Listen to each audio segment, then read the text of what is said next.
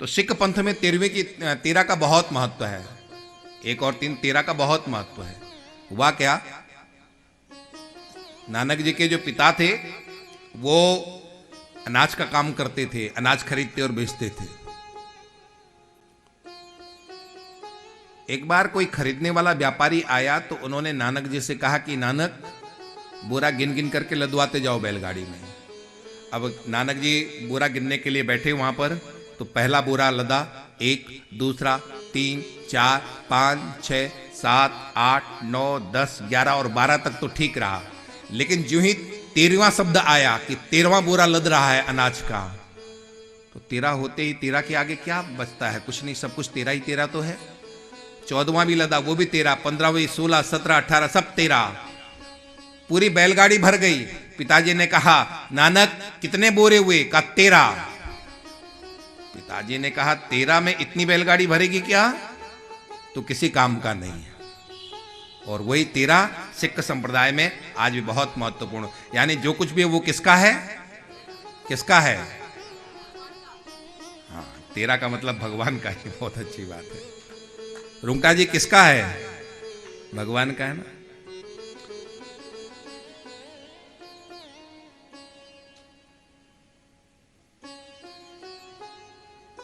विवेक पूर्वक, विवेक हो जाए ना तो व्यक्ति सब कुछ छोड़ देता है। भगवान शंकराचार्य 8 साल के थे, विवेक जागृत हुआ, घर छोड़ दिया। 8 वर्ष का बालक। यहां 8 वर्ष के बालक कोई बैठे हैं? पीछे हल्ला मचा रहे हैं। ठीक। भगवान शंकराचार्य कितने साल के थे? 8 साल में विवेक जागृत हुआ, संसार छोड़ करके पूरी दुनिया को उन्होंने मार्ग दिखलाया। दूसरा होता है दोष दृष्टिपूर्वक। आपको दुनिया में दोष दिखाई दे जाए, आप सब कुछ छोड़ देते हो। भगवान बुद्ध क्यों हुए? वो सिद्धार्थ बुद्ध कब बने? जब उनको यहां पर दोष दिखाई दिया। यहां बूढ़ा भी होता है, यहां बीमार भी होता है, यहां मरता भी है। ऐसा ये संसार है।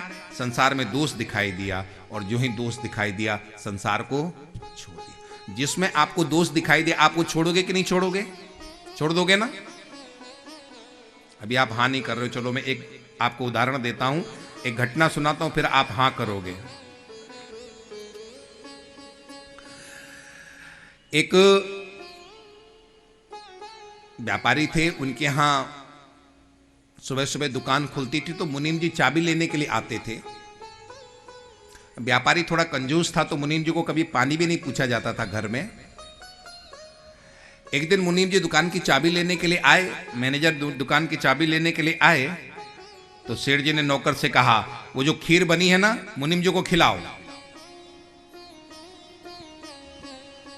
और ऐसा कहकर के सेठ जी अंदर चले गए। नौकर खीर लेकर के आया, मुनीम जी के सामने रखा। मुनीम जी ने कहा, भैया आज तक यहां पानी भी नहीं मिलता था, ये खीर किस खुशी में मिल रही है? यहां आज तक घर में हम रोज आते थे चाबी लेने के लिए, आज तक कभी हमें पानी के लिए भी नहीं पूछा गया है, ये खीर किस खुशी में दी जा रही है? तो नौकर ने कहा, मुनीम जी सेठ जी से नहीं कहना, खीर तो बनी थी सुबह, सेठ जी के लिए बनी थी, लेकिन खीर में कुत्ता मुंह मार गया, इसलिए आपको खिलाई जा रही है। अब आपके सामने कोई खीर आए, आप उसको खाओगे? जिसमें कुत्ता मार गया, मुंह मार गया, खाओगे आप लोग? क्यों नहीं खाओगे? क्योंकि अब उसमें क्या दिखाई दिया? दोष दिखाई दिया। जिस चीज में दोष दिखाई देता है उसको छोड़ देता है व्यक्ति। भगवान बुद्ध को इस संसार में दोष दिखाई दिया, इसलिए भगवान बुद्ध ने इस संसार को, आपको भी दोष नहीं दिखाई दे रहा है, इसलिए आप यहां पर रम रहे हो। और जिस दिन दोष दिखाई देगा आप क्या करोगे? छोड़ दोगे। तीसरा होता अरुचि पूर्वक। आपकी अरुचि हो जाए, आप संसार को छोड़ देते हो। आपको खीर बहुत पसंद है, लेकिन बुखार आ रहा है, बुखार में खीर अच्छी लगती है? नहीं लगती है। आप बहुत ज्यादा बुखार में हैं और कोई आपके सामने लाए, तुमको बहुत प्रिय है, आप उसकी तरफ देखोगे भी नहीं। उसी तरह से आपको भक्ति का बुखार चढ़ जाए ना, ये संसार की खीर आपके लिए बिल्कुल बेकार हो जाएगी। भक्ति का बुखार चढ़ना चाहिए। जिस दिन भक्ति का बुखार चढ़ जाएगा, उस दिन ये संसार आपको क्या होगा? फीका नजर आएगा, कोई मतलब नहीं है। जिन जिन महापुरुषों का आज हम नाम लेते हैं, उनके जीवन की यही दशा तो थी। उन्हें संसार बिल्कुल तुच्छ नजर आता था। एक राका बाका पत्नी हुए हैं, एक दंपति हुए हैं, राका बाका दोनों पति पत्नी थे। बहुत निर्धनता में थे, बहुत गरीब थे। वो ऐसे गरीब थे कि रोज जंगल से लकड़ी काट के लाते और लकड़ी बेचते, तब उनको 2 रोटी मिलती थी। यदि किस दिन रोटी जंगल से लकड़ी ना लाएं, पानी भर से लकड़ी ना आए, तो उस दिन में भूखा रहना पड़ता था। इतनी गरीबी थी उनके घर में। लेकिन भगवान के प्रति कितना प्रेम था कि धन को वो धन नहीं समझते थे। कहते हैं कि एक दिन भगवान ने सोचा, क्यों ना इनको मैं सोने की मोहरें दे दूं। और क्या किया भगवान ने? राका बाका दोनों पति पत्नी आ रहे थे जंगल से, भगवान ने रास्ते में सोने की मोहरें बिछा दी, सोने के सिक्के बिछा दिए रास्ते में। तो पति आगे जा रहे थे, तो वो आगे जाते उन पे मिट्टी डालते जाते कि कहीं मेरी पत्नी ना देखे, तो सोने को देख के उसको लालच ना आ जाए। तो वो उन सोने के सिक्कों पर मिट्टी डालते जा रहे थे। तो पीछे पत्नी ने हंसते हुए कहा, क्यों मिट्टी पर मिट्टी डाल रहे हो? आपको समझ में आई बात? यानी हमारे लिए सोने के सिक्के भी क्या हैं? मिट्टी हैं। आपके लिए मिट्टी हैं?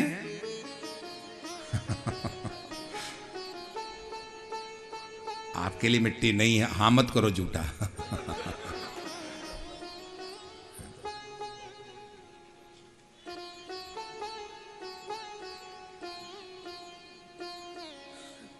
भगवत रुचि पूर्वक परमात्मा से प्रेम हो जाए, आदमी अरुचि हो जाए दुनिया से व्यक्ति, और भगवत रुचि पूर्वक परमात्मा से आपका प्रेम हो जाए तो दुनिया से आपका प्रेम छूट जाता है। मीराबाई का प्रेम कृष्ण से हुआ और मीराबाई कह उठी, मेरे तो गिरधर गोपाल दूसरो न। अब मेरा कोई नहीं है। मेरा कौन है?